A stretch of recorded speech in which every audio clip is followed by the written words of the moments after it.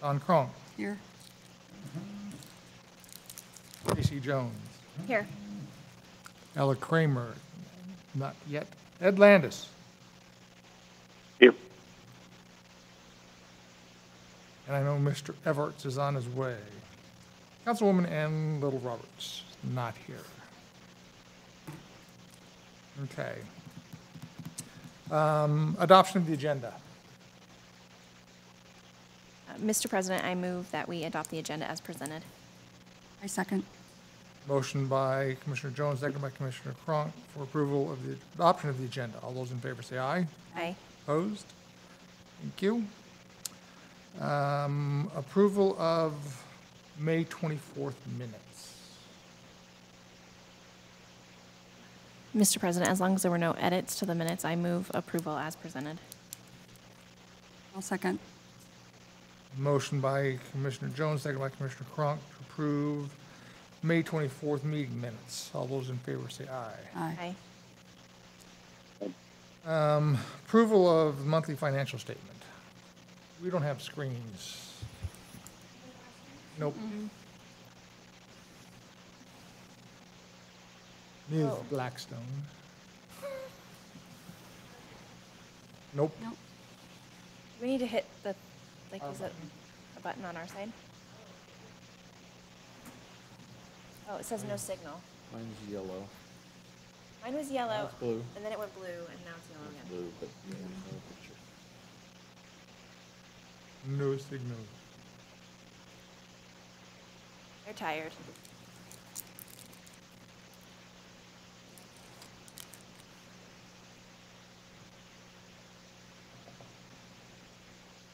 So Commissioner Efforts is gone.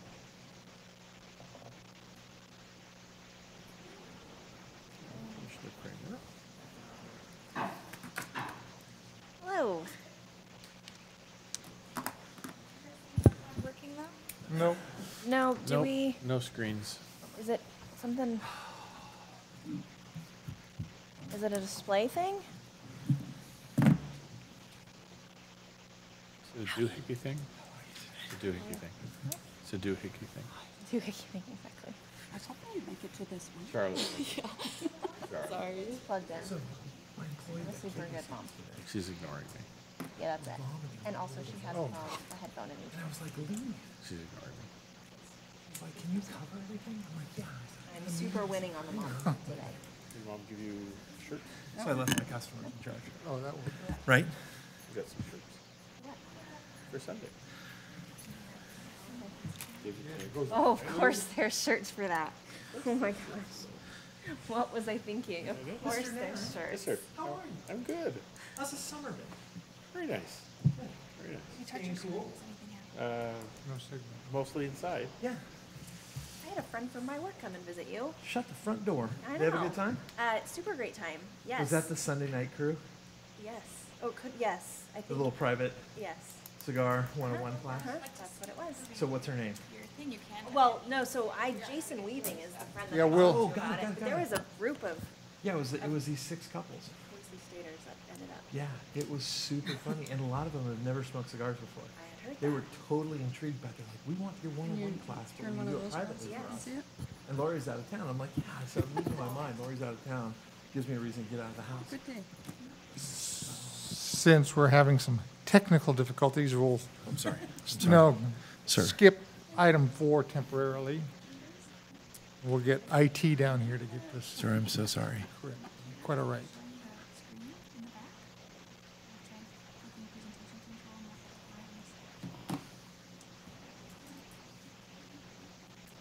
I have no idea how to use it.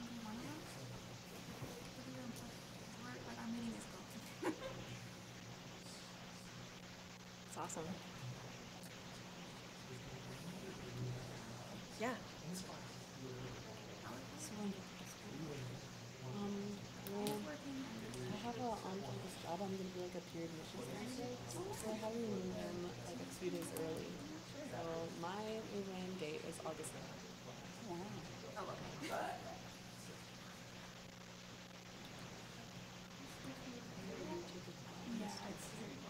No, I'm flying out. which is a little bit daunting because I have all the stuff together. It's flying, so. Yeah, my older sister. President, I talked to IT, and they're going to come down and address all of your monitors. Okay, If anyone is tall enough and could reach this, you could turn it around. Sir, let me get that for you. Oh. I was late. Yeah, take care of that. you're always late. You're better off not having a call. Yeah, they usually are here. Yeah, they have a lot of good bus What service. does the shirt say? Us, like, oh my goodness. It's usually free for college students. Can't read it, but that's okay. Yeah, that's good. Thank you, Commissioner Everett, for your acrobatic abilities. Somebody else jumps up on the table. Hey. Bill's like, oh, what's happening here? Oh. That's better, yeah. Okay, we'll go on to item 5, Historical Society and History Center update. You can't read, this is too small. Yeah, I'm not going to read that. It's an eye chart If test. I just focus on it for a minute, I can probably get it, but Your expenses that you hadn't seen, you actually might have seen all of these, but if anything, it was everything in Yeah, that helped. May. Yeah, yeah. So it was $200 for your middle school student competition winner, $500 for your high school competition winner, and then the $50 for photos of the Harry Warwick barn. And is that in U.S. dollars? It was in U.S. dollars. Okay. Yes. Not euros. Clarification. Hillary, are we at 14,671 as remaining? Before, yes. And that's through September 30th. Oh, cool. Okay. Okay, well, that's, Yeah. okay, good to know. Thank you. And I move we approve the financial statement as presented. I second. Motion by Commissioner Jones, second by Commissioner Everett to approve the monthly financial statements through June 30th, 2018. All those in favor say aye. Aye. Opposed? Aye. Edward. There was an aye back. Thank you, Landis.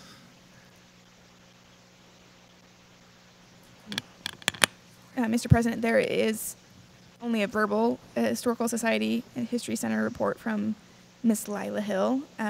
She said they've been here. It's been a lot slower in the summer. I think a lot of that this month is especially due to the heat and people just not, I mean, they're doing vacations. They're out and about if they're doing anything and not coming into the History Center as much.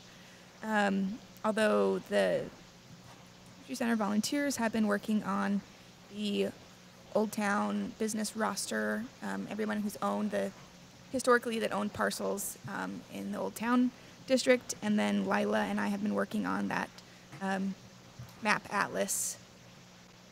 Need to really commit more time to that, and then Brian McClure volunteered to help us once we're ready for him. So I'm trying to get my stuff together so I can get him.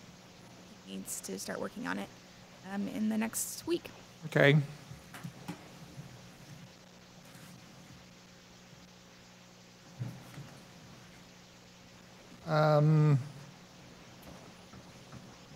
New business. Ella, can you meet me up front? We'll do this professionally.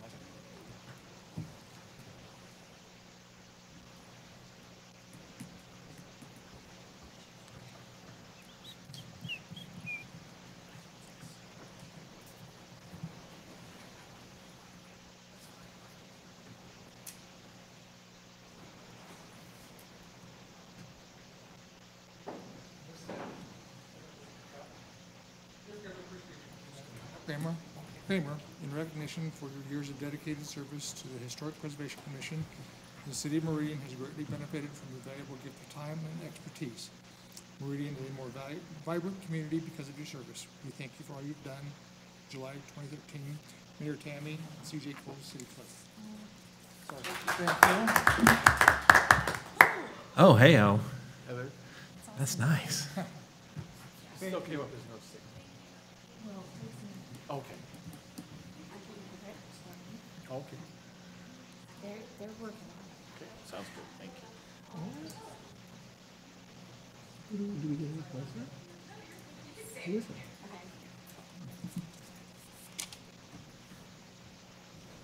All right, Mr. President. Ms. Jones? If it's appropriate, I'm going to jump in here for a second. Sure. And just thank Ella. I think you're fantastic and you've done a really great job. And I can tell you from being on both the staff side and then as the commissioner to have a youth commissioner who is engaged like you are and attending and helping in the community and representing us on such a wide scale is something that is very rare and very valuable. And I want you to know that we're so thankful to have you, and if you ever need a recommendation letter or a reference letter or a rave about how awesome you are, I will happily provide that for you, but sincerely, thank you. You are and have been a very rare gift to this commission, so I am so thankful that we had you and hope you have so much fun and obviously also good luck and all the studious things you're supposed to do your first semester of college, so. Thank you. I just wanted to say that this commission means so much to me. And I remember deciding 3 years ago that I was gonna go to City Hall and see if there were any jobs for me. And I walked through the doors and there were 2 guys sitting at the volunteer desk and they said, well, I guess I might be on the 3rd floor, you could try human resources. And I went up there and just every step along the way, there were just people who helped me.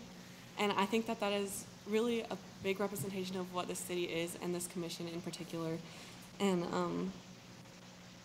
I'm just really glad that I got to have this opportunity. And that's why I think that I just want to thank you for letting me be in this position. And that's why I think it's so important, is so that people can keep getting this inspiration and keep getting this clarity of purpose. And it's just a really good opportunity for people. And that's partially why it's so important to me for engaging the youth. And that's why it was kind of one of my bigger projects, is because I think it really does make a difference. Even though it might not seem like it at the time, it really makes a difference. So just thank you so much for letting me be a part of this. Yay. I want to just say thank you also for everything you've done for the commission. You've been a big help to all of us in everything that we've tried to do, so thank you.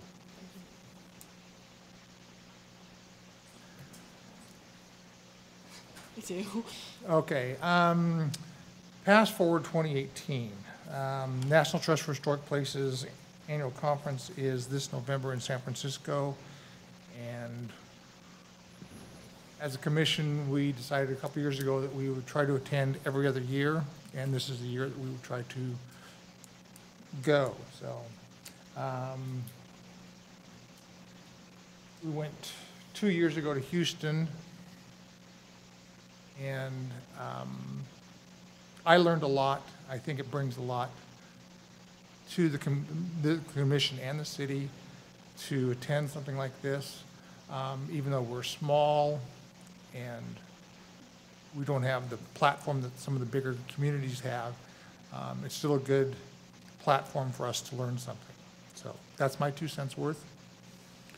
Mr. President, Mr. Neri. I was just going to add, the city council had a fairly robust discussion during their budgeting about travel and training, and didn't really set any new particular requirements or standards, but based on the flavor, just so the commission's aware, what they're really looking at for travel, and they didn't specifically talk about commissions. We don't have very many commissions that travel for training in general, but in general, their feeling was really they want to make sure value added, that the people that attend training would then come back and share that knowledge and provide that experience to the group, whether it's internal staff or whether it's a commission, so that way it's really a value added thing for the city. So you may want to, as a commission, look at this particular one. I don't know if there are other opportunities of different types of training, whether they're in-state or out-of-state, but I think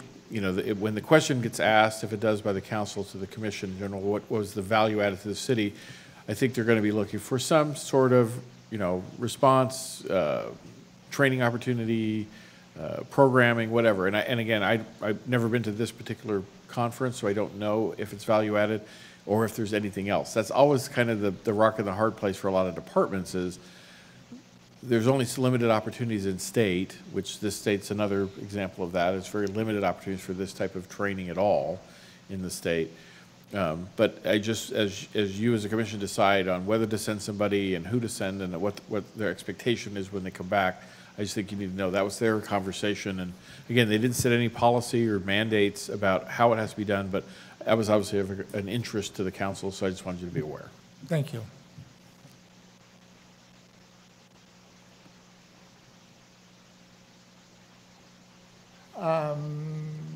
Ms. Blackstone. I gotta get used to saying that. No more Bodner? No more Bodner. I'll work on it. Until the nameplate changes, I'm sorry, it's Bodner. So, 2 years ago, when we went to Houston, we spent roughly $2,900. Roughly $3,000. And that was travel, conference expenses, per diem, et cetera. And I think, like I said, we've got money budgeted, although this will probably come out of the 2018 fiscal year, because we won't get all the invoices until 2018 fiscal year. It'll come out of the FY 2019, 19, yeah, because Yeah. it won't be till November. yeah. Mr. President, Ms. Jones? do we know whose terms, I know mine expires at the end of this year. Who else expires at the end of this year? In that we don't probably, I mean, we always, like theoretically, if you were to send a letter to the mayor and say, hey, I'm still interested for next year, we might get reappointed, but in the instance we don't get reappointed, we probably shouldn't send the people who are getting ready to expire in December. Because if, you know, I lose my seat, I'm not of a huge value as far as that $3,000 bringing back to the commission to do something with it. Me? I expired this year. Good. Do you? Who all does? So the three. Part of my master plan. You and me? Okay, so Ed, Josh, or Don might Yeah. be appropriate. Just, I mean, that's just my thought. I would assume in that there's never a long line of people to volunteer for this group, which is sort of sad, but just a thought, in the instance we don't get reappointed, Yeah. it might be worth sending somebody who is gonna be on a little bit longer. Mr. Chairman. Commissioner Everett? Or what we're pledging to now, though, is just budgeting, that we're just, right, aren't we sort of putting a placeholder of, hey, I mean, because I think my personal 2 cents is we have to go. Like, I think it's invaluable to get down there. I think we definitely, I just remember the report you brought back from Houston, ideas, like, we're only doing it every other year. And I think just to maintain currency relevancy, what's going on in the country. And then I think we're fine as far as meeting the requirement. Like, none of us are reluctant to go brief city council, write up a report, bring that value back to the city. I think we're getting good value for the dollars spent. You know, regardless of who ends up going. I mean, certainly if I mean, I'm happy if somebody has to go, I'm happy to go, and I'd love to learn. I'd love to tell stories, you know, coming back. But I don't think we need to pick a person now, do we? As long as we know we've got a Stuckey. Well, we're trying to, at least by September, to get the best bang for the buck. Airline tickets and everything. Yeah. Oh, and the early bird. The early birds, so we need to decide at least the next meeting.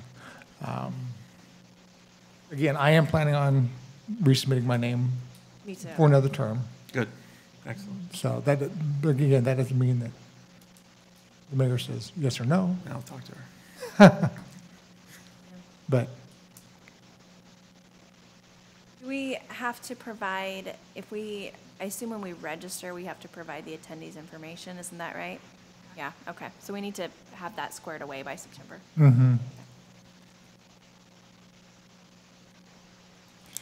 Well, then I move that we approve a budget expenditure of a not to exceed of $3,000 to attend the Past Forward 2018 out of a split between FY18 and FY19 funds, as appropriate.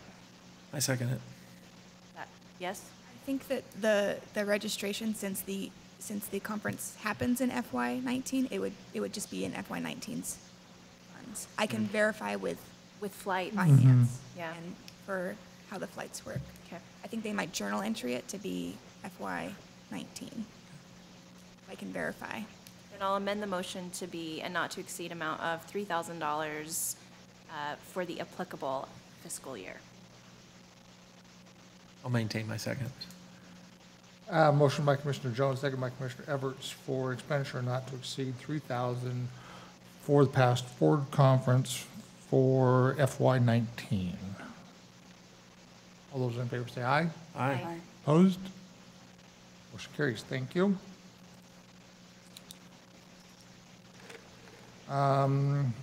Cost to scan large historical items. So this is more of just an FYI. When working with Lila on the Maps Atlas project, there are a few maps that she has and other boards that she has that are already mounted on like foam core. A lot of the stuff is also fragile, so whether it's mounted or not, I was just preparing to bring you guys quotes so that we could find out how much each of these pieces would end up costing commission if we did have to end up scanning them. After getting some of this research, we determined that we could use photos for our purposes for this Atlas project. But if you guys ever did in the future need a high-quality scan of a historical map or something that's particularly fragile, I wanted to still provide you with these quotes. So let me, this one. The Timeless Photo, the website I just had up, was the lowest quote. They charged $39 for the first scan and then $29 for each additional. So if we brought in a stack of maps or a stack of images or something that need to be scanned, that would be the best bang for your buck. That being said, Roots Family History did say that they have a reproduction quality type of image scanning where they could actually go in and refine and touch up if there was something that's damaged in some way or that has really, really fine lines. So more than anything, I just want to share these quotes with you guys so that you are aware that the services are out there and in the Valley. All of these are Treasure Valley businesses. And then if there's anything that you know that the Historical Society has that you think would be worth getting a digital reproduction of, just let me know and then we can bring up a not to exceed either next month or whenever. How large of photographs are we talking about? Do you know right offhand? So we have a scanner on the second floor that can scan pretty large. That being said, all those foam-mounted ones can't be scanned through that. It's a flat scanner, or it's a flat rolling scanner. All of these people basically said they set it up and it's basically like a photograph that they end up doing and piecing together in a very professional way. Okay, so High quality. so it'd be like the maps that we had out front for Preservation Month if we wanted to scan something like that. Any size, really. Okay. Mr. Chairman? Or ever. I actually had this conversation with Lila months ago because I was looking for some photographs of some of the old properties, and we really, really need to get this done. It's super critical. I think that large format scanning, being able to get really, really high resolution images, we just live in a digital age, so our ability to promote, communicate can't be limited to foam board. Like, we really, really need to get that done. It would be interesting to get an inventory of, okay, we have 29 pieces, let's say, and then go meet with one of these people or have them come here and present and go, okay, put together a quote. Because I think, at that number of pieces, I'm sure that there's probably an additional deal that might be able to be done here, if you're going to bring that amount of volume. But I think getting these done is, like, a really, really important thing. Because I know as me, like Lila showed me these great pieces that we were looking to put together for some presentations for this city project. And it was like, oh, okay, but, I just have this big foam mount thing and I can't do anything with that. Well, and my thought is we have the Meridian History Facebook page. We don't put a lot on it, but we need to monthly post something on that. Get one of those photographs, if it's digitally copied, post it on Facebook and let people know about it. Have a little caption about it, like if it's a house or something, and these are the people that were there, and get a little history with it. Blaine's very into memes, so I think we could just task him with writing those. Mr. President, sorry. Ms. Jones, go ahead. Barrel over you, I apologize. Is it appropriate to do an RFP for something like that? I mean, we typically don't because it's such a low value, but I don't know if if we're thinking however, obviously if it's 5 pieces, that's something different than if it's 30 pieces, you know what I mean? And I think if we ask for something like that, we might be able to get some better pricing. That could be, depending on how many pieces, a good chunk of money, and it might be worth knowing what we're getting for that, or maybe they come on site to do it. Maybe there's an additional customer service we receive with one group over another that they just don't advertise on a website, or I don't know, that might be worth looking into. Get it done now. And my thought is Keith has so much time to write RFPs, so he could probably just draft that right away, and we can go from there. I don't know, I mean, I don't know if that's typically how we do something, but I would suggest if we're talking a large number of images, that could be expensive, and I think it would be worth looking for handling it in a really professional way like that and asking for presentations. Just a thought. So, Mr. President, to add to that, are any of you able or willing to meet with Lila, the archive items, and kind of decide what you think might be worth bringing to the commission and saying these are the, 30 items we think are really worthwhile, and then if there's anything that a commissioner says, like, maybe we don't need that, or maybe that's easy enough to scan on our own, that you could narrow it down if you need to, or at least somehow get a basics for inventory that we'd be asking people for. I just voluntold Commissioner Edwards. Yeah, I want to do that. Okay. Yeah. And I can back you up if you Yeah, need. that'd be great. If we did do an RFP, then we could invite any potential vendors to come and see what the inventory is, so they know what they're looking at, so they can give us a more accurate quote. From a timing standpoint, just because it would be nice to be able to get this done in this fiscal year, what is the typical response time for RFPs? Just trying to put a calendar to this. I've seen them 2 weeks to 30 days to 3 months. I think, don't we get, I mean, is there I know that there's a standard with the city. Do we know what it is right offhand? It might be different because of the size of the job as well. Right. I think it would have to be at least a week. I think it'd be good for you guys to do like 2 weeks Right. to have the RFP out. Yeah. And then you could have a pre-selection conference or whatever before the RFPs are due, so that they know what they're looking at, like at the maybe 1 week Mark. mark, and then invite them in so that they know what their actual proposal would be. And I asked some of these companies what their turnaround time is, and it could be like 2 weeks. So I think the question then, though, goes maybe to Bill for if we do an RFP and then we need to have an agreement with these people, or can we just accept their proposal? I don't know when we. Mr. President, members of the council, I think the dollar amount's so low, we probably don't need to do that. We don't need to have an existing agreement, but I'll check with finance on that question. But I would agree, if it's gonna be extensive and continuous, then you may want to at least see if that's the best pricing you can get. Again, it's a fairly small dollar amount as it is, so I don't know that you're gonna get much different, but I don't know.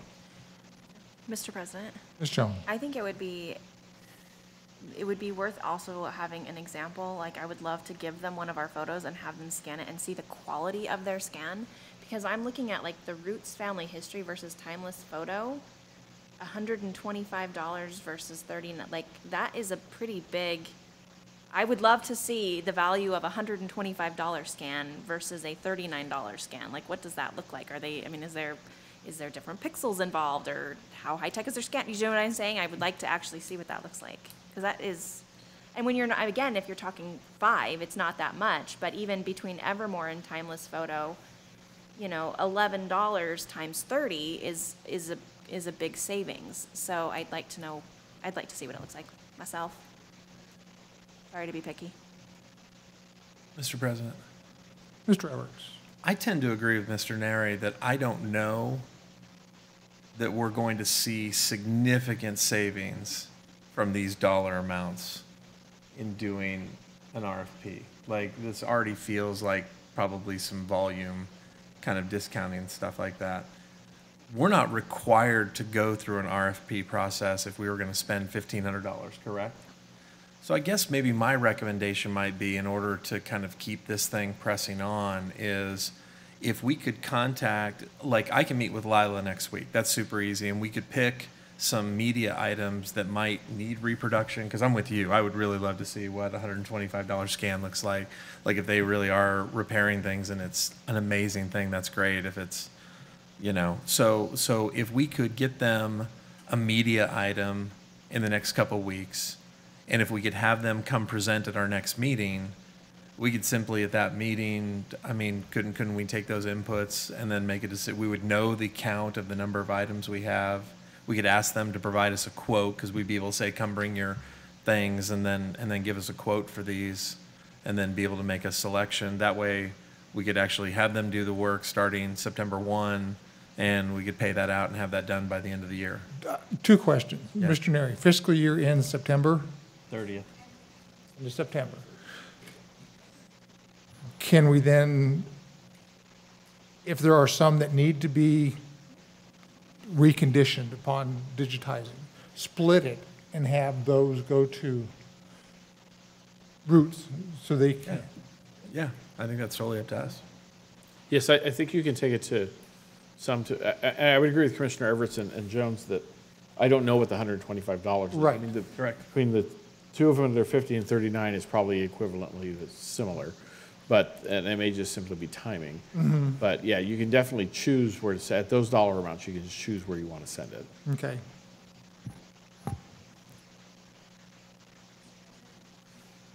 Would you want to select then some examples of media that maybe are comparable and then do one at each place and one at, so if for Roots, you'd want to do one that's standard and one reproduction and see the difference.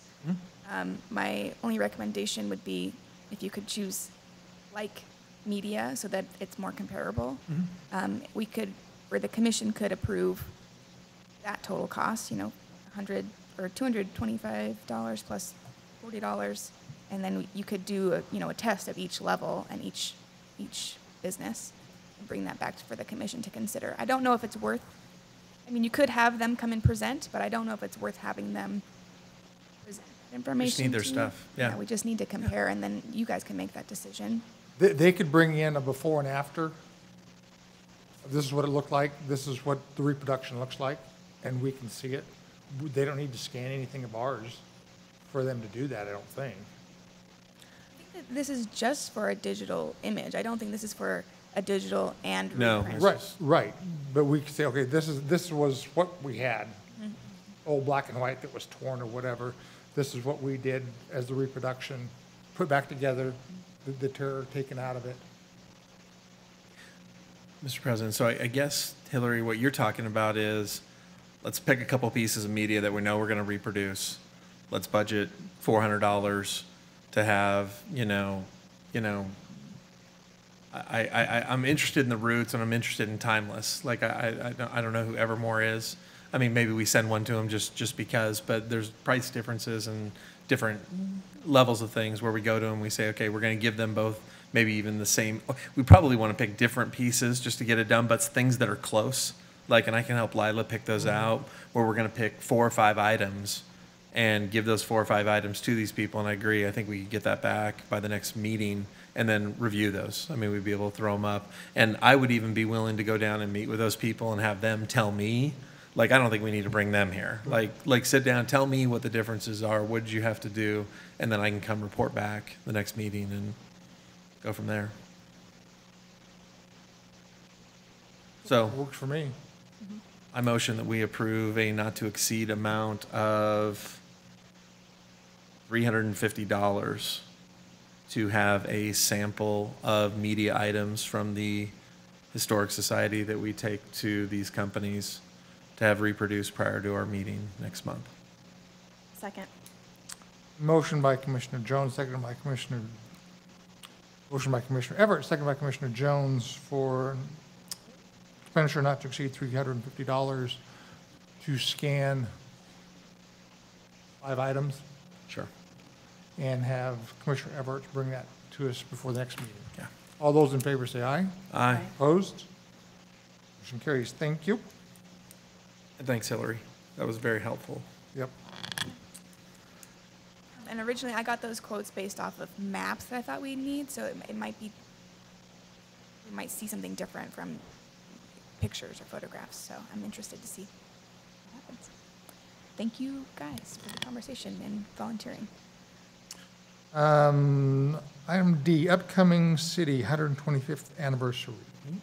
This is actually the village anniversary, not the city anniversary, but that's what they based the original centennial off of, was the village establishment. So Lila had mentioned this to me and wanted me to have the commission at least talk about it, to see if there's anything that, I mean, it's next month. It's like August or your next meeting. But maybe if you could set a goal, like if the media thing seems valuable, maybe we present to council and say, hey, in honor of our 125th anniversary, this is a project that we're doing that we hope you're excited about, even if it's just to share something with council. Share conversation. Lila wanted me to bring it up. What days are city council meetings in August? 14th, 21st. 14th is a workshop. The 21st and the 28th are regular scheduled evening meetings. Was the first meeting canceled totally because of National Night Out? It's only a consent agenda item only.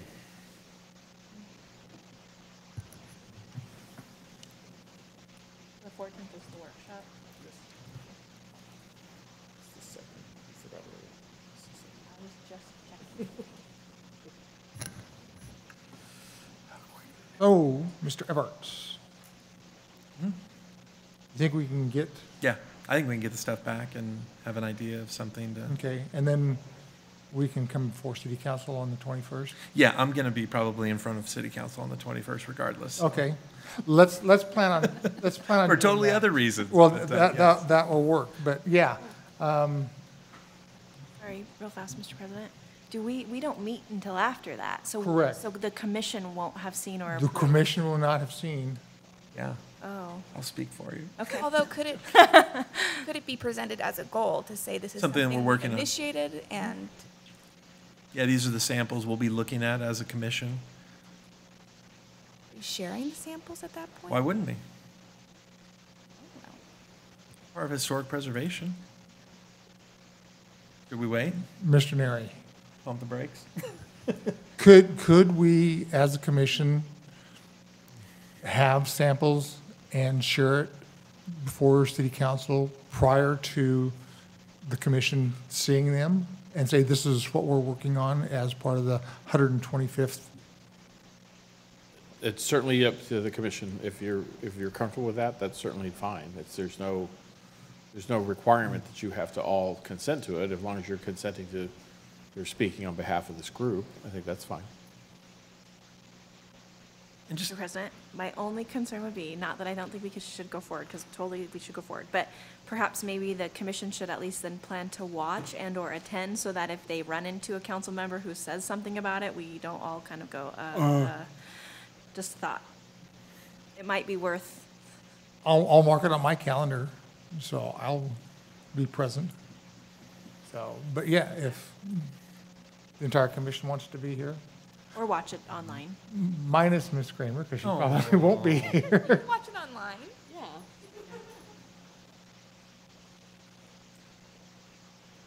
Mr. President, Mr. Everett. I do think it'd be really great, because I think the way we frame this is that this is a project we're undertaking. I think aligning it with the 125th anniversary, just as far as, we recognize that we've collected all this media and we're living in a digital age, and we want to leverage this up on our social media platforms, as well as make it available to people that are doing project development kind of work, where having foam board images of stuff is just, first of all, we run the risk of losing the media or having it damaged in transit and stuff like that. So in order to preserve this is a project we're doing, and these are literally fresh off the press. And as a commission, we're going to be reviewing some different levels of quality that we get on this, but pressing on and having this be a project for next year. I think that's not And dangerous. it just dawned on me that during Preservation Month, instead of setting up foam cores. Oh, yeah. Have the screens out in the lobby. Yeah, running it all. Run it all the time. Yeah. We do that in the vault right now, Yeah. where it's the slideshow running on the screens of the preservation of the building, and people love that. Yeah.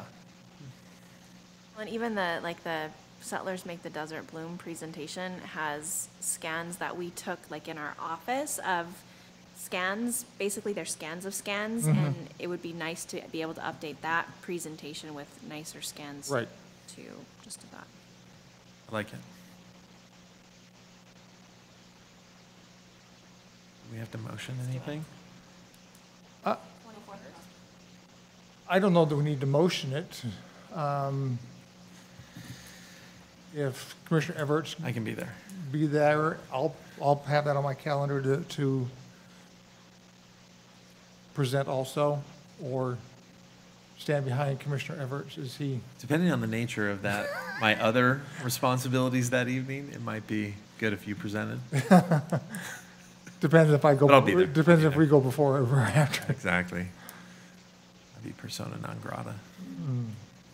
It's my outside voice, sorry. Okay. I can put that on the agenda for August 21st for you guys to present. Thank you. Thank you. If I have any update on that Atlas project as well, I will try to get that to you guys. Okay.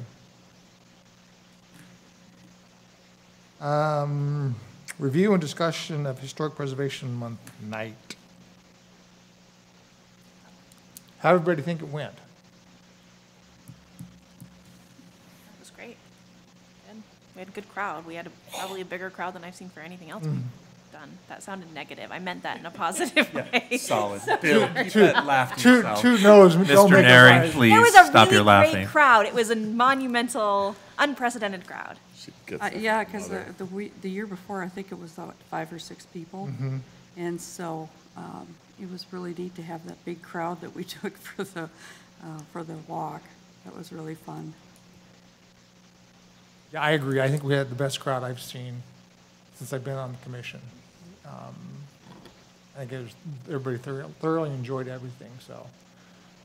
I know that the stories that Commissioner Everett's told, Were not true, but very entertaining. they're very entertaining.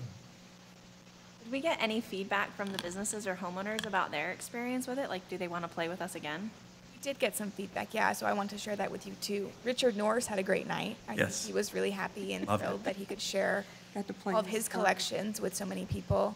I'm not going to pronounce their name. Ayats. The Algiers, Oh, Algiers. from Something Special were really disappointed and expressed to Richard that it was hard to see like a huge crowd go to his house and then everybody like not go to Something Special. And then a couple of the other businesses didn't really have, the ones that we didn't take the tour to didn't get that much traffic. So I think there needs to be a way for us either to say like we're only going to go to these places, or maybe we change the places that we go to next year and keep it to a small number of places so that we can make sure to give every business that's volunteering their extra time that activity in their area. It also, for some people, I know it becomes a lot of becomes a bigger commitment than people think when they're like, oh wow, I can go there for an hour after work and it can be fun, versus being like, oh, I could spend 3 hours doing all of this stuff, and they weren't prepared for how much there was available to them. So maybe that's a marketing component, or maybe we spread out what we do over the course of like a couple days. So like we could do Zamzows and Pine Street on one night on their own, and then do individual businesses or residences on another night in the future. I know we usually only do one night, or maybe we just market the fact that Pine Street might be open or something like that. Mr. President. Mr. Everett. Fabulous. Absolute fabulous evening. I talked to Jamie and her husband, the Pyetts. They loved having people walk through the house. They were super excited by that. I think our big challenge is, and it's the perfect problem, we just had too many people. And what it caused is that, like, you know, Dawn and I are herding cats, right? I mean, we had an army of like, what, probably 30 people? I think we are almost at 35. Yeah. So we've got an army of people, and we have these rich places to go. And the layout, the setup, it was really fun to go through Richard's home, but we could only do it a couple people at a time. So what ended up happening is we've got an army of people. Now, they did a great job having that little outdoor exhibit, because that allowed some people outside to actually do something. It's kind of a warm night. So they got to mill around a little bit. But we reached what's referred to as tracer burnout. like by the time we got done with Richards, I feel really bad for that business because I know I was tired. We'd already gone through, and then I was still taking a group of people all the way back to Zamzows, and then another group was going to go all the way over to the old school, and it's like, it just, with that many people, it got overwhelming. I just think we need to talk about it next year. I think multiple nights. I mean, the Zamzows thing was so fascinating. I mean, it's such a hit kind of thing. Like, I don't know if it justifies and warrants its own evening, where we go over there and let Jim kind of roll out the red carpet and Callie and do something cool over there, because it was super, super great for the people that went to it. Obviously, Richards Home's great, but I did feel kind of bad for the other stops that weren't really, we just had too big of a group to run through all these locations. And, the Pyatt's were really great because you could kind of flow through and go out the back, and that wasn't too big of a problem, but it definitely was very drawn out, and we didn't hit everything. So. Mr. President, Sure. could we look at 2 events a year? Like, I know that we do Preservation Month in May, and whatever theme the Idaho State, is it the Preservation Office, is it SHPO, or is it the Historical Society? Either way, whatever theme they choose could change next year, and I think that we always try to support their theme. There's nothing saying we still couldn't do a tour, but maybe it's something, maybe this is an opportunity to do something in the community more frequently. Maybe it is a biannual or once a quarter, or maybe, you know what I mean? I think maybe we take advantage of the fact that we had a lot of engagement, and we market one property and do, hey, we're going to do a 2-hour special tour of Zamzows, or we're going to do a 2-hour special tour of historic downtown businesses. Here's the 3 we're going to, you know what I mean? I don't know. It's more on our plate for sure, and I know it's more on Hillary's time and plate, but if people are engaged and they liked it, and the people who participated wished they would have gotten more or really enjoyed the experience, maybe we take advantage of that. Food for thought. Yeah, further discussion. I do like the twice a year. Maybe do something in the fall after it cools down, and hit a couple of businesses. Because I know that the homes are hit because you can see how people used to live, but we've got all the old businesses and old buildings that we don't try to avoid, but we can't get to them. So maybe in the fall we do businesses, and in the Preservation Month we do residential. And break the groups up. Yep. I do think that we need to come prepared for, like, you can't have 35 people in a group to be effective, even with my projecting voice. And we could do commissioner training in advance to say, hey, these are the 5 places we're going to go to, and then we could kind of spell out some talking points so that the commissioners can each lead their own group if they need to. That works. So, Mr. President, would you like me to continue this on as soon as like the August agenda, or when do you want to bring this up again? I think we can probably bring it up. August is always questionable. In the past, that usually people are gone. I don't know if we'll have a quorum or not. Let's plan on September.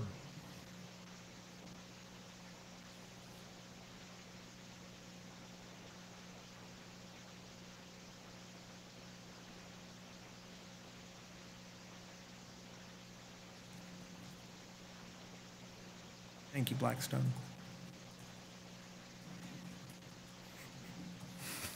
the great Blackstone.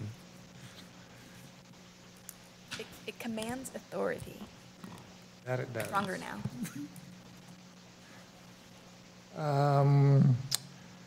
Review and discussion of Meridian History course.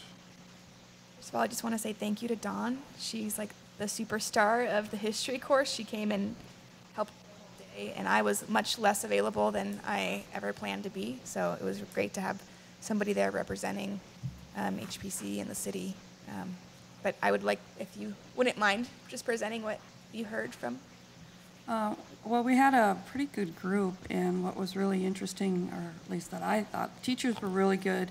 They really engaged their audience, and there were several in there that had grown up here and had moved back, and there were sisters and mother and daughters, and so it was really interesting to hear their stories. And the teachers just let them go ahead and tell their story. And so that was really neat. And Zamzows, they really threw out the carpet too when I took them over there. They were really, really good to them. And I think people really enjoyed it, and I think we should maybe try to market it a little better. I mean, we had a nice group, but I think we could do better. I enjoyed it very much, and I know Hillary wasn't there for a lot of it. It was the budget day, so she was in on the budget meeting. So, but I'd taken the day off to be here, so it worked out great. Good. I did follow up a little bit with Amy and Linda before they left as well, the instructors, and they said that originally, before we did the course, they said they weren't sure if they could keep doing this because it's just, now Amy's moving to a different grade level, Linda's already moved to a different grade level, so it doesn't necessarily hit their curriculum. But they did say that they really enjoyed it as a community class, so we could possibly just make it the same kind of structure. I know we talked about doing a professional development class every other year, but teachers could still take the activity guide, the community ed class. I mean, I know they want to get professional credits for it, but the instructors that we had, Amy and Linda, said that it was much easier to teach. There wasn't nearly as many requirements they had to meet, and they really enjoyed engaging with people and taking time to meet and talk with the people in the class too. So it's something that maybe we do the professional development class every 3 years, and we do this 2 years in a row, something like that. I think me and Linda said they'd be willing to do the community class again, but they're both kind of stretched thin as far as doing the professional development course. Yeah, I think they did enjoy it, and I think it was fun just to have the community in there instead of just peers for them. So. I like the idea of the community ed class. I think it's a great idea. So I think we can push it that way for next year, and then see how it goes. And then the following year, if we want to go back to a professional development course, whether we need to get different instructors or not, we'll have to find out.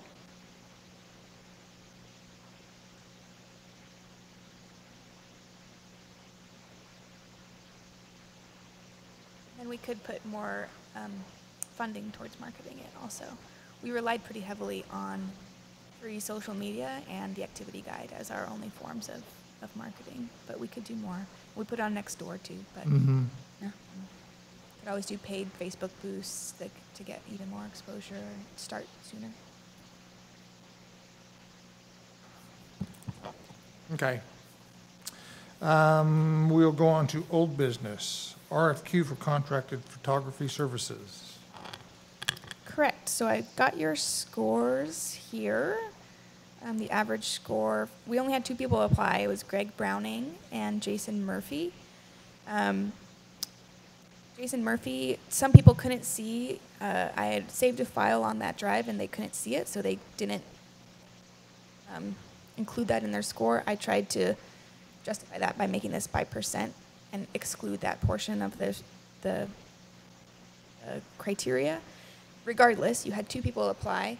One was higher rated than the other, and they could both be on your roster for potential future photography projects. And then it would be a matter of contacting them both and saying who's available to go. Both of them had similar quotes. They were both $50 for exterior shots, and Greg Browning also provided a quote for interior shots as well, so it'd be exterior and interior, and that he listed as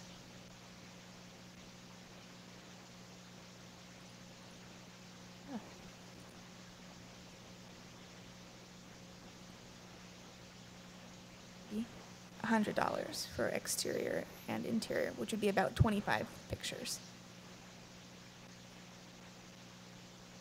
And Greg Browning is the one that did the pictures of the Harry Warwick barn.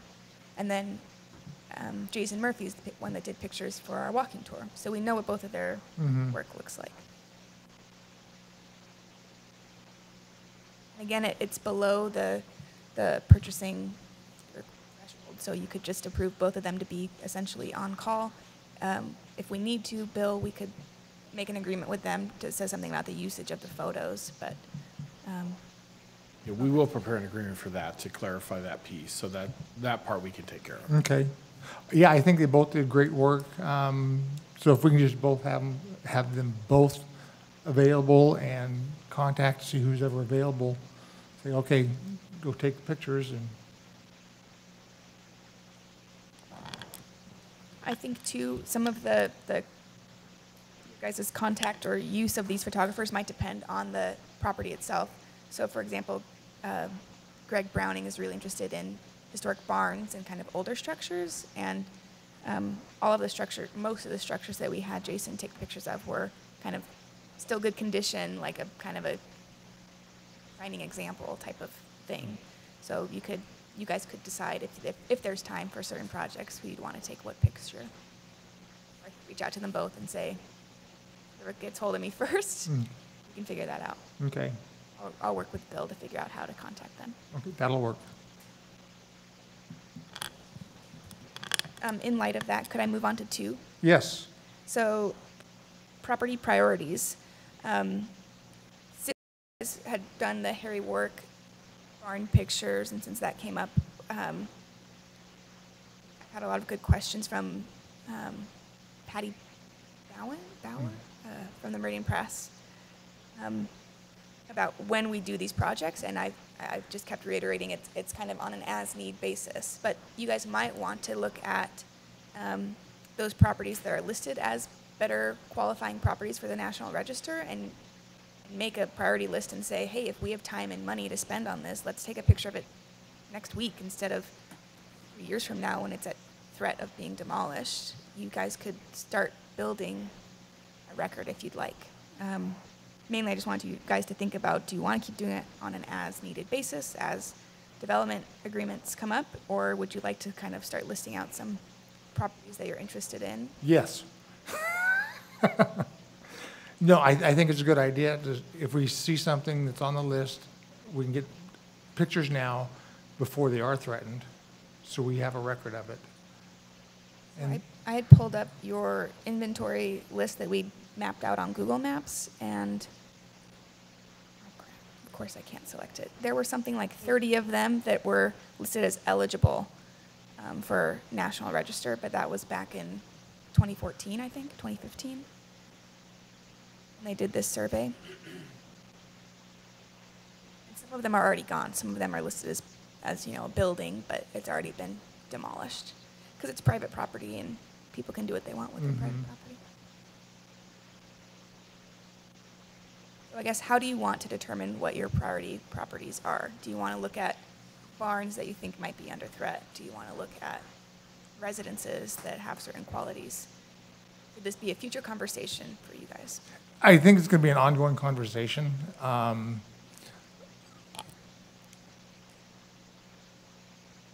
don't know how to prioritize it.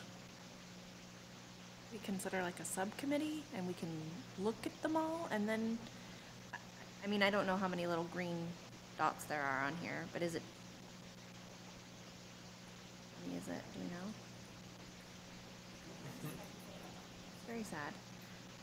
I mean, if it's, I think if there aren't any hidden behind kind of the gray area in the center, maybe it's not too many that we couldn't just sit at a meeting and talk about it. But if it's going to be something that is going to be a little more in-depth prioritizing, maybe we just have a little subcommittee that meets separately, and then we can, at least just get the list in order. Here's all of them, and let's do this one first and this one second. Maybe we authorize a yearly not to exceed amount or something. We're just talking like a basic windshield survey, right? I mean, it seems like.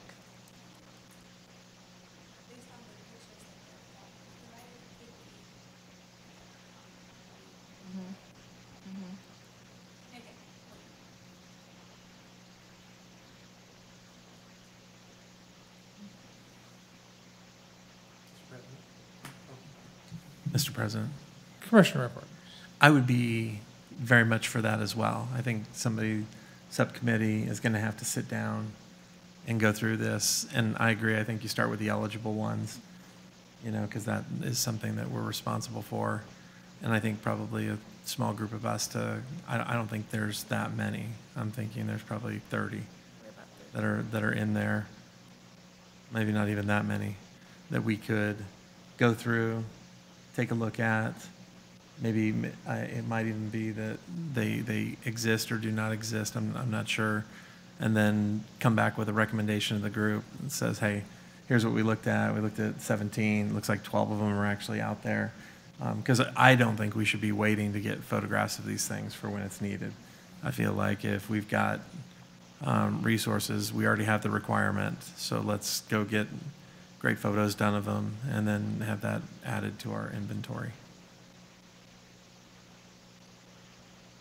Because you're right, private property is just going to do what private property does.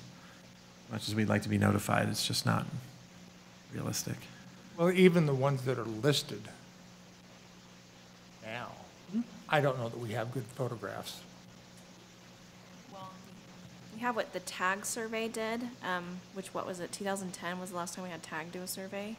So we have those ones. And they did they did a windshield survey of pretty much everything. So updated photos would be good on the ones that weren't included in the TAG survey. So what we need to do is probably compare that list with what we have on the TAG survey. This is the survey they did, the list that they used. Create it. Yeah, so we need to probably compare that with this map.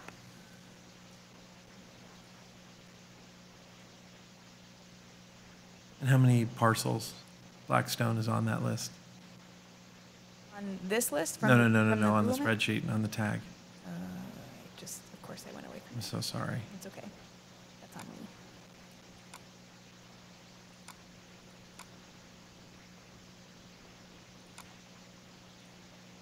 This says specifically 10 Mile. Yeah. Yeah, we had them do the 10-mile area right Okay, before they started, when they did that original development application for what they're doing over by 10 Mile. Like when that came up at city council, we sent them out to do that right then because we thought that area was going to go first. So that's 75 properties. And I think these are their parcel numbers Okay. down here.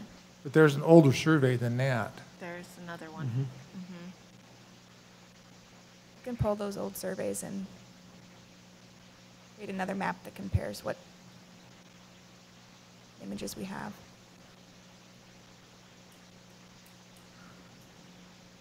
Not that we couldn't take new pictures if TAG had done them. I mean, they type in other information, right? Because they're also looking at irrigation, structures like that versus, not that we couldn't go out and take a photo of an irrigation ditch, but they were really looking at any property that had been affected or could be affected by development. So there was all that, the state highway came through, and I think you remember this, we went through and took a bunch of photos of just the irrigation ditches out Yeah. in that area to kind of preserve all of that. So less structural was involved in that windshield survey too at that time. I think it was all in the same one. So maybe we take all new pictures, I don't know.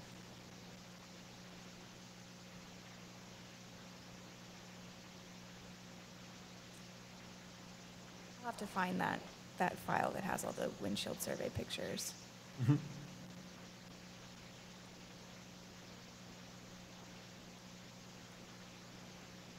I don't know that they sent individual photo files. I think I remember like one PDF. Right.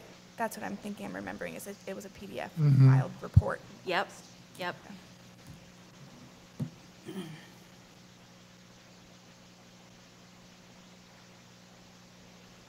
Which means those images are probably downsampled and not of a quality that we would probably want for the long term. I think that's gonna contribute to the criteria that you want when you are sending these photographers out. Like if it's really not the best condition and there's really nothing that you guys think need, like if it's overgrown and you really can't get a good picture of the structure, do you ask the photographer to go take a picture of that, or do you pass on it and let it be the 2010 picture or whatever? So subcommittee? Yeah. Subcommittee.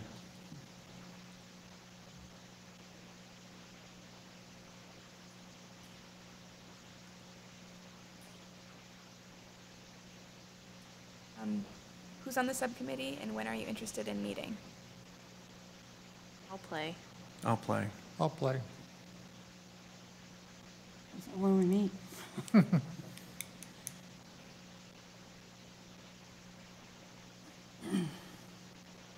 Timeline, I would think soon. Yeah. I mean, I think it's probably going to be an ongoing project, but maybe if we could have a list together of the order for the September meeting, does that seem fair? I think it could be. Is there any desire on our part to try to get it ready for the August meeting in order to, if we want to get some photos done on this year's budget? Not that I'm trying to be a honk but we're, what, 14K? We have money. Yeah, Yeah. so I feel like, and I don't know that this is going to take that long, I don't know that it will either. because I think it's, Greg Browning took the photos of the war barn in like 3 days. yeah. It was like, can I go? And I didn't respond to him that day, and then I said, you can go whenever, and then he had the pictures to me like the next day. It was nuts. So what does your early part of next week look like? Do you know? I sure do. I do need time to notice your meeting. I will say that. If you have less than a quorum, you don't. Oh, that's Yeah, right. this is not going to be a quorum. We're excluding people. Let's make it easy. Let's just have the subcommittee as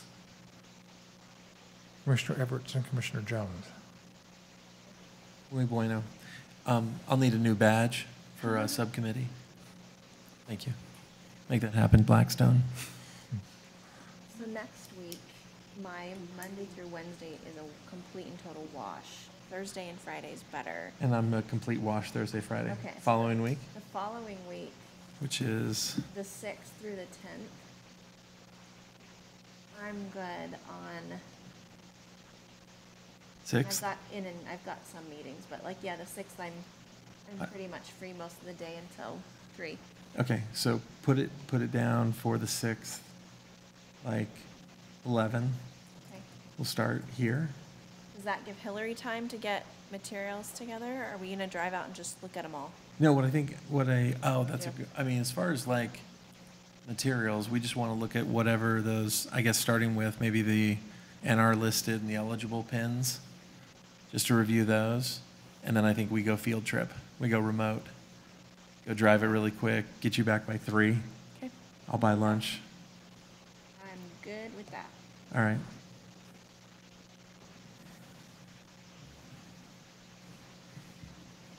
We go remote. I like that. Super excited. And then I fly to Atlanta on Tuesday. Oh, very good.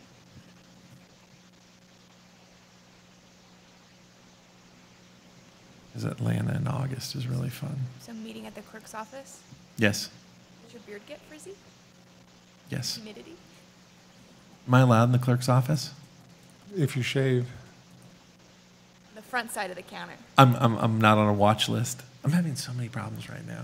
We'll talk about it later. All right. 6. Great. alrighty.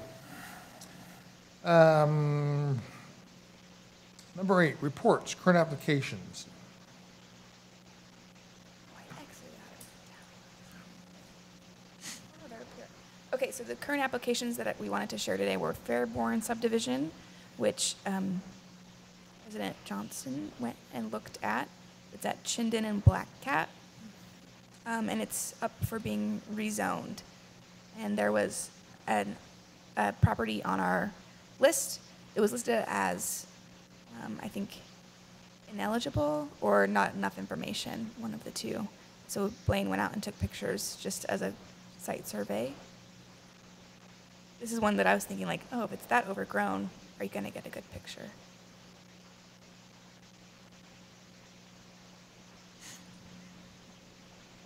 And there's not enough there. It's been added on to and cobbled onto, so I don't know that we need to, other than these, to get someone out there to take pictures of it. Agreed. Wow, this is. Okay, just making sure you were seeing what I was seeing. And then the other one, what is it called? Rapid Creek subdivision.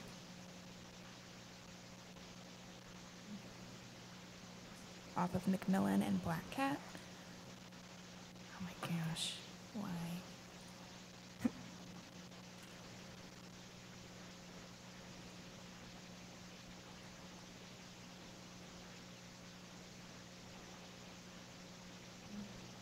So when we looked at this, I think there was something else closer to McMillan that it impacts, but I don't think that there's any structure or anything there.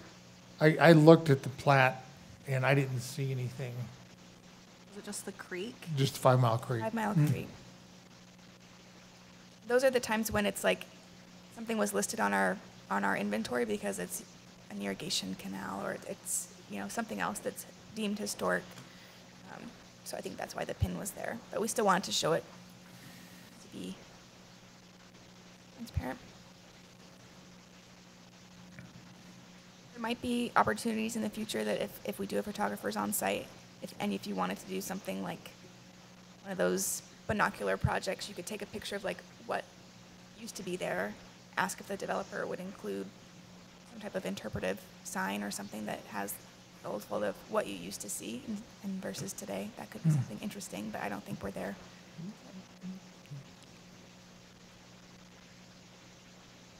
This is your packet.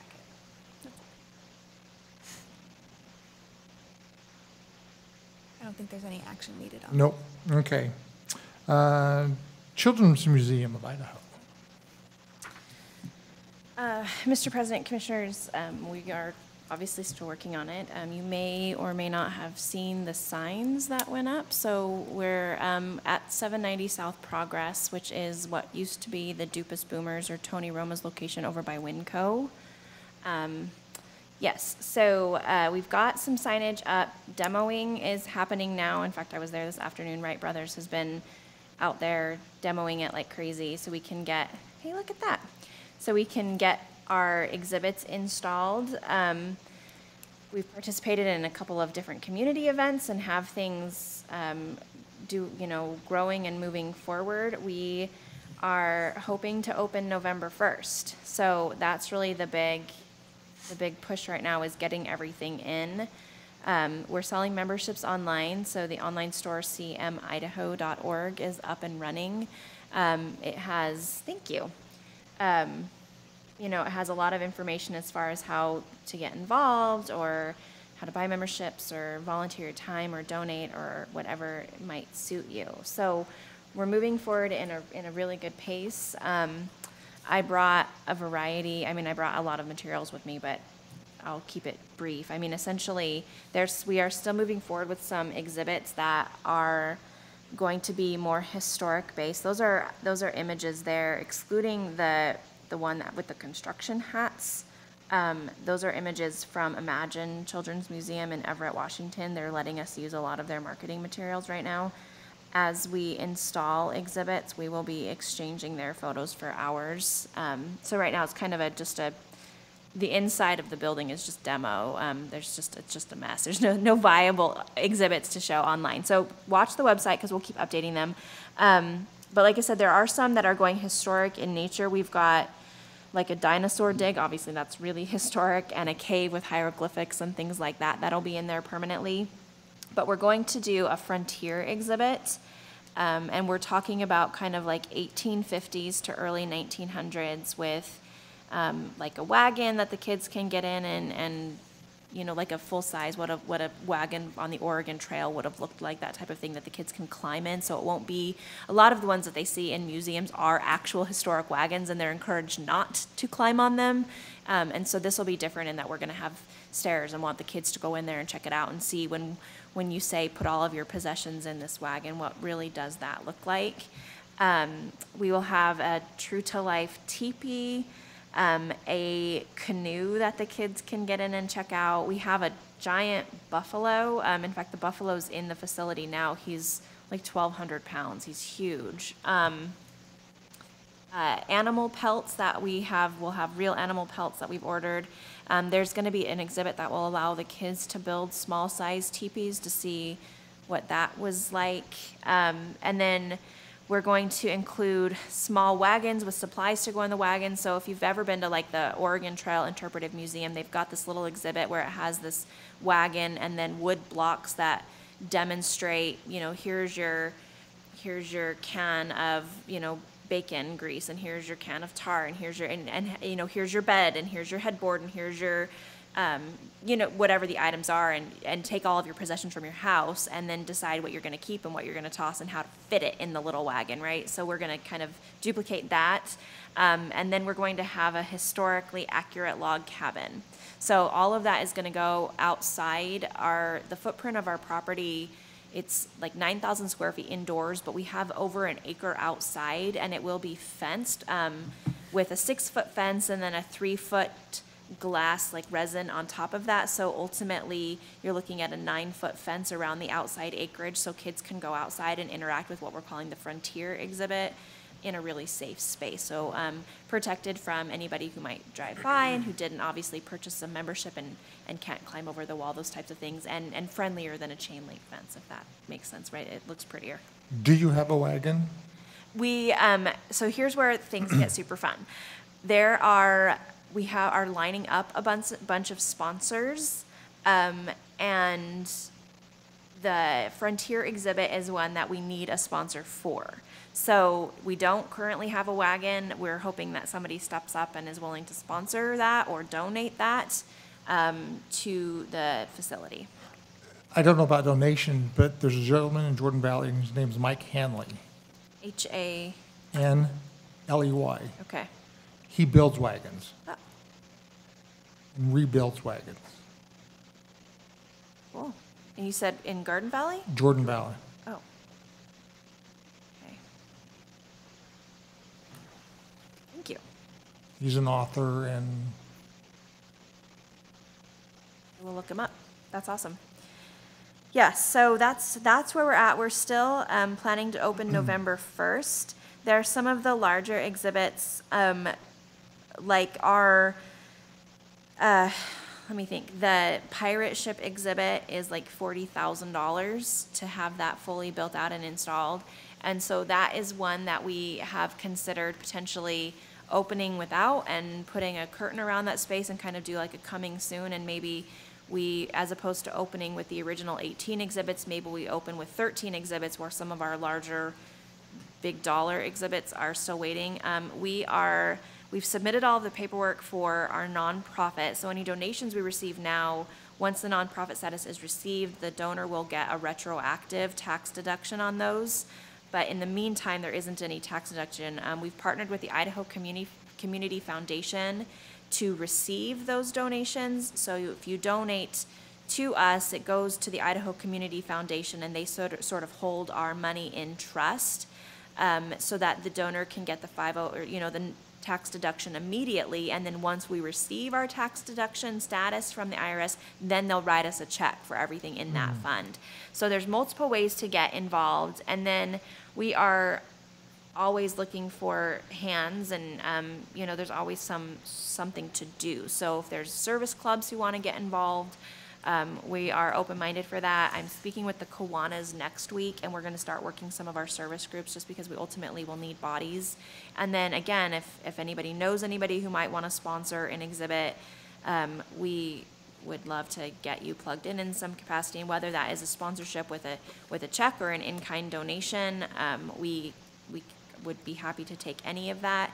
Some of the benefits of sponsoring is that you do have the ability to use it as a marketing opportunity, because we'll put your logo on everything, and you get to have your logo on the exhibit and then help kind of design what the exhibit looks like. So if you're a doctor's office and you want to have the, I don't know, Dr. Jones doctor facility, right, you get to kind of help at what that looks like. So lots to do, and still moving forward. I'm hoping by the next meeting, like I said, they're doing demoing right now, and we've got a big install happening August 15th, and I'm hoping we'll have some updated photos of actually things being installed in the facility. But if you guys want to tour at any point, or you want to see what it looks like or check it out, we can always arrange that too. There's somebody at the museum every day, so okay, that's where we're at, November 1. cool.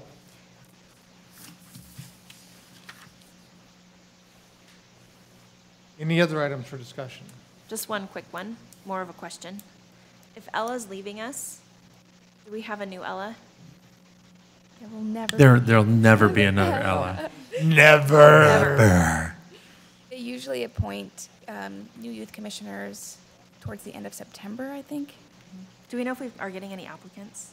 We had 2 students who came to the May event and were super interested, and I told them how to find the application, and I'm hoping. Delivered to the mayor's office. Oh. So I haven't seen anything. There may be some, though. I will also add Kylie Bodley, who was one of your student research project. She was a summer intern this year. I can't remember what department she was in. We almost got her in the clerk's office. But I can follow up with her and ask if she's interested. Yes, please. Thank you. And Mr. President, members of the commission, I don't believe they've started advertising that for the youth yet, I think because of the summer. So they will be doing that generally in August when kids return to school. I think MIAC's doing their organizing for their executive group right now. And so I think they'll be putting that in August, so. Have they ever talked about changing the youth commissioner terms to end in July versus August? Not that I'm aware of.